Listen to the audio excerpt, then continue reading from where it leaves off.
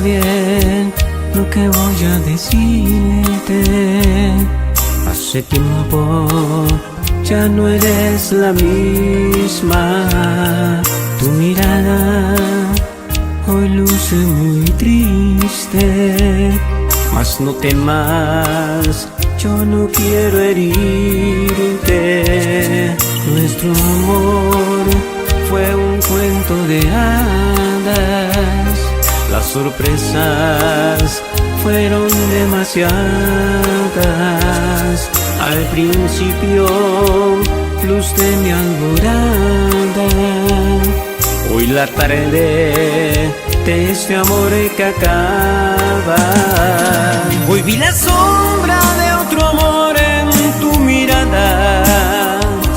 No te disculpes, aquí no ha pasado nada.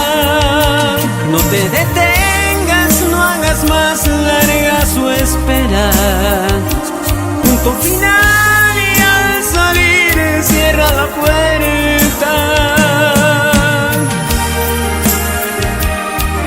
José Diosdado y los Príncipes del Amor.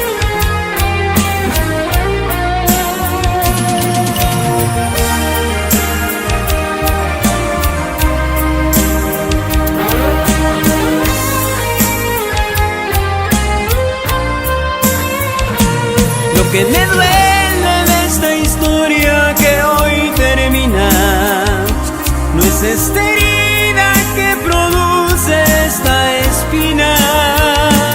Si había confianza para hablarlo francamente, porque evitaste decírmelo de frente.